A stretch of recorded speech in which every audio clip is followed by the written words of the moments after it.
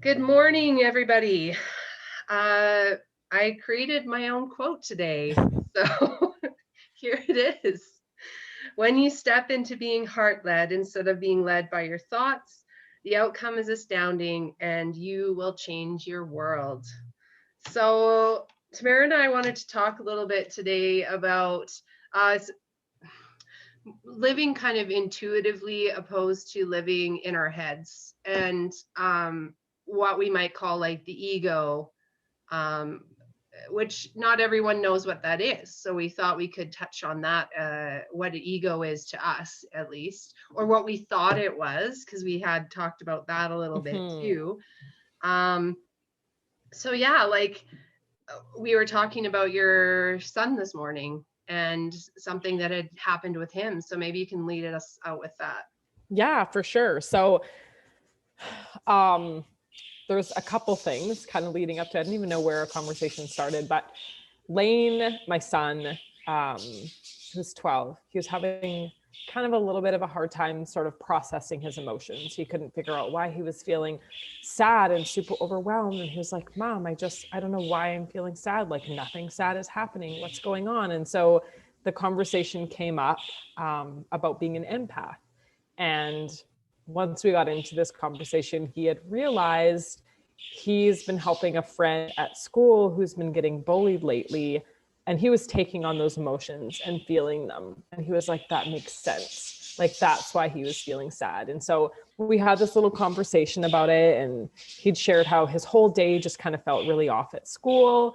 And the conversation led into me getting out this book that I've been reading, The Four Agreements. And the second agreement is not taking anything personally because he was feeling offended by some things going on in this chat that they had with their friends. And so I was kind of sharing it with him, and he was really quiet, just like taking it in. And then before bed last night, he was like, can I just message my friends really quickly? And I was like, of course you can. And so, anyways, he'd sent this message basically like owning up to something that he had said that he was obviously carrying and like feeling upset about, and apologized and just like stepped in and said, hey, like, I'm owning up to this. This made me feel really uncomfortable. My first reaction was to defend myself, and I'm sorry. And out of that came some of the other classmates saying, like, hey, I'm sorry too. I overreacted. I shouldn't have said that. And I just thought that was really cool. That was really brave of him, number one, to communicate with me how he was feeling and that he was unsure, but he knew he was feeling something. He was feeling these feelings. He was feeling sad. He had all these things going on. And that's typically where, as humans, we just shut down. We don't want to talk about it because it feels like a lot of work to figure it out. And I thought it was so brave of him to come to me and then to take that step to own up to something that he did, that number one made him feel obviously out of alignment with who he is and what his values are. And so he took that stand to say, hey, I'm sorry. Like, I'm owning what I did, I'm owning what I said. I overreacted. That's on me. And it just created like this ripple effect of other people taking on that ownership as well. So I'm just really proud of him for kind of, yeah, intuitively following like his gut on something isn't right, something Mhm. doesn't feel good, and I need to talk about it.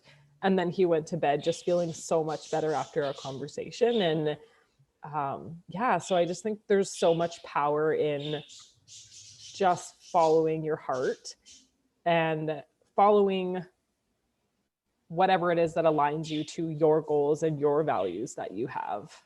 Mhm. Yeah, and when we were talking a little bit earlier about that, then it like that genuine, authentic, like leading with your heart and being intuitive with where you're going with your feelings and your emotions will always take you in an amazing direction. People feel that connection. People feel that genuineness, the authenticity that comes through when you take, I'm going to say it and we'll define ego in a minute here, but when you take the ego out, the ego always is the one that's like, I need to defend. I need to be right. These are the things. And when you take that out and you say, oh, wait a minute, I just said something, and whether you think it was right or wrong or whatever, if it didn't make you feel good, then you have a responsibility to yourself, not necessarily to the other person, because we're all responsible for our own reaction to whatever's happening. Mm-hmm. But to ourselves, to then go and correct the behavior if it didn't feel good.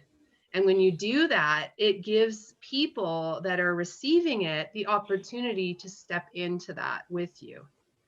And so you were kind of talking about ego and like what you thought it was before, like having started to read and really dig into like self-growth and all that. So can you define that when you Yeah, first thought of ego? I definitely will. And then if you want to break down like what that looks like, and maybe we can touch a little bit more on it. So honestly, like I always thought like ego equals arrogance. Like that person just thinks that they're better. And so like that's their ego. I had no idea that all of us have an ego and Mhm. that it means something a lot deeper than just being somebody who's arrogant. Right. Yeah. So I get that, because arrogance does come from the ego. Arrogance is exactly what I was talking about. It's the knowledge that you have to your experience to this day that says, I know that I've had this experience, and this experience is the right experience. But what we're not Mm-hmm. taking in is that as a whole, as a universe, we have all gone through experiences. They all look different, and they have served us in some way, or maybe they haven't. Mm-hmm. But stepping into like ego itself, ego is um, a mindset that Mm-hmm. says, I am right. Yeah. And if you come at me with something that isn't aligned with what I think, Mm-hmm. then you're Mm-hmm. wrong. And I'm going to argue it. I'm going to get defensive about it. Ego, so like when you hear letting go of the ego, it's basically taking a step back from that mindset and realizing that you, as a soul, as an entity, as a being, are allowed to step back and say, I can be really open to this. I can to listen Mm-hmm. to Tamara's perspective. I can listen to Jill's perspective. I can listen to Erica's perspective, like any of our friends. And if that's what they're experiencing, then that's their truth. And I don't need to defend my truth right now. We Mm-hmm. just love each other. We give each other grace.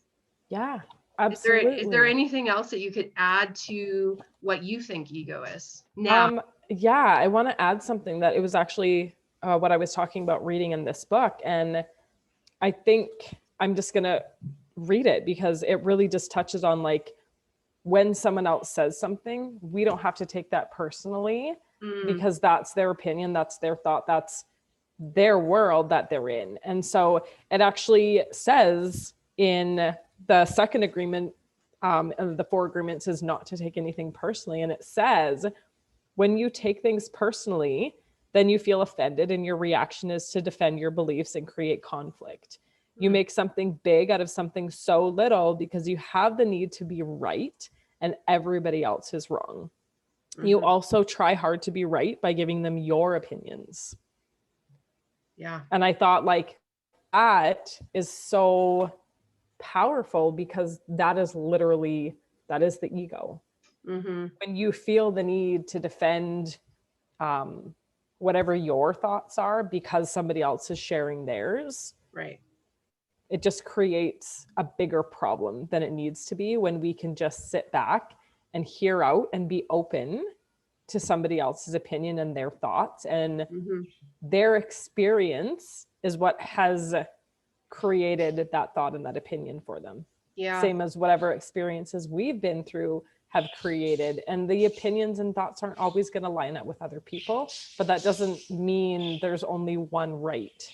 Mhm. And it doesn't mean, and having to touch into that even further, just because you have this thought and opinion and you think that that's the only right way, doesn't mean that it actually is. And to touch on that further, I think we could all associate with this right now, where with COVID and everything, there's a ton of fear. There's a ton of leaning Mm-hmm. into judgment, and we have a lot of policies in the stores and stuff, and with business owners and stuff. We were just talking about judgment this morning. Yeah. You have Yeah. asthma, you have a right to not wear a mask into a store, and you were kicked out of the store because you weren't wearing a mask, even though you explained to them these are the reasons. And there are a lot of stores that are receptive to having you in them without any judgment. But then there's so Mm-hmm. much fear going on that there's other people that are like, nope, these are the rules. If you can't abide by them, go. But I have heard multiple times that you don't have to wear a mask if you can't wear it. Yeah. And I think the thing that really threw me off was like, I know what my standards are. I know my rights. I know all of these things. And I'm not going to judge anybody else for their decision. If you wearing a mask is what you do because that makes you feel better, absolutely. I'm not going to judge anybody on that. I understand the severity, I understand the fear, Mm-hmm. but I'm taking care of me and my rights and how I get to show up. And I was just telling Dev, and like, it's a little touchy to bring this topic up because it creates a lot of conflict with other people. And there might even be some of you listening who don't agree with it, and that's okay. I'm not here to judge you. I'm not here to argue with anybody. But when I feel like I have to do something that I'm uncomfortable with to make other people comfortable, that doesn't sit right with me. Mm-hmm. So when I walk into a place and am immediately judged and looked down on and asked to leave because I'm not showing up one way, I just feel like that was so unfair. But yet I'm welcomed into another place exactly as I am, walking in without a mask on because I'm exempt. And I get to have a conversation with somebody who is wearing a mask that's talking to me and smiling to me and, treating me like a normal person and not judging me. Yeah. Well, I think that like how I feel about it is that there's a lot of people that are living in fear. We were kind of talking about this, where there's a lot of people using the rules, so to speak, as a way to create judgment, to create a lot of unrest and a lot of just negativity, and like where people are asking you to do things that don't really make sense, like Leland and I, like I shared with you, being asked at the 7-Eleven here to step a meter apart when we're together. We were at the time living in our trailer on his parents' property until we bought our place, and we're asked to separate, and I was like, well, that doesn't make any sense. We literally live together, we hold hands, like we kiss. So what difference does it make? And this was like probably earlier last year, when all the rules were being implemented.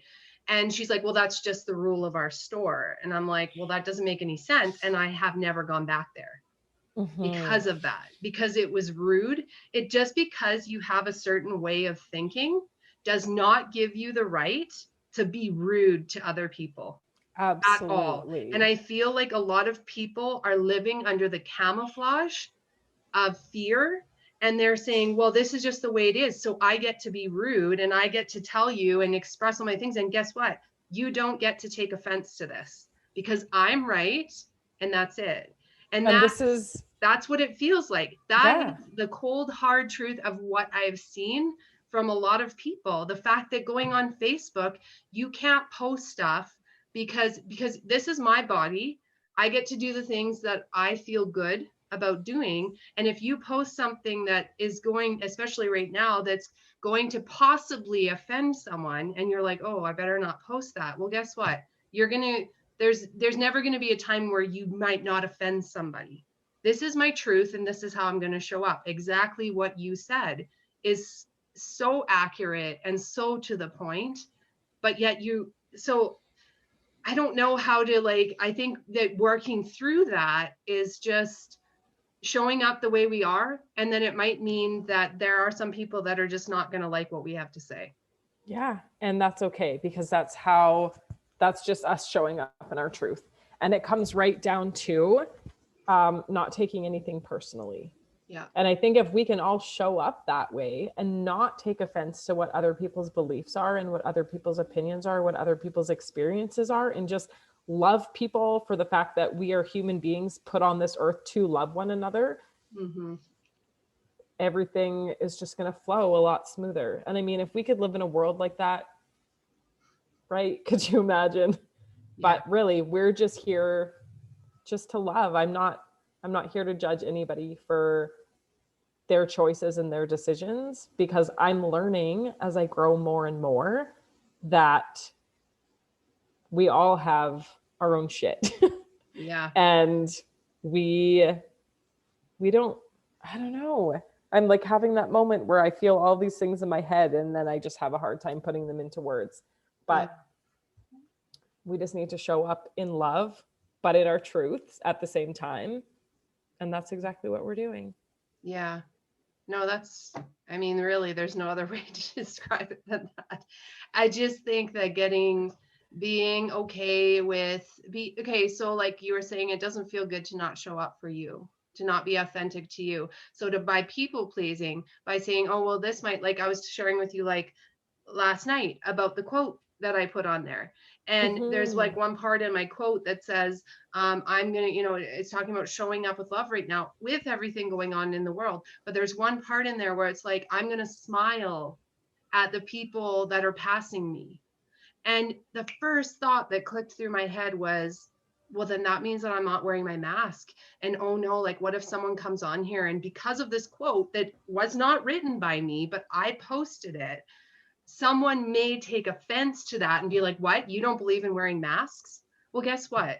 The person with the problem is the person with the problem. If you have a problem with that, that's your problem. But I'm also setting boundaries and saying, that's how you feel and you can keep that. I don't want that negativity. I don't want to hear about all the billion reasons why you feel that people should wear masks because I made this tiny little quote on Facebook. And I have had people show up, and I'm sure that many of you have had that happen because of the state of the world right now. And all I'm trying to do is spread some love. So it's funny how our brains go to that place like, oh no, what if someone gets offended because in the one line it says I smile and that clearly means I'm not wearing a mask. Also sad. Yes. So you know what I decided? I hit post because I feel that way. Yeah. And if you don't, keep scrolling. And my thing too is like, we can still smile with our eyes, right? Like we can still love people in a world that is completely broken and fallen apart, and we can find the beautiful things and the magic and be that magic and be that beautiful thing that shows up and just loves people, right? Yeah, totally. And I can love people while hitting post. Yes, absolutely. And I am loving. So I mean, really, there's not much more to say about it, really, but I would love it if you would lead us out with the affirmation. Absolutely. So our affirmation for today is everything falls into place when I follow my heart and speak with my spirit. Have an amazing day.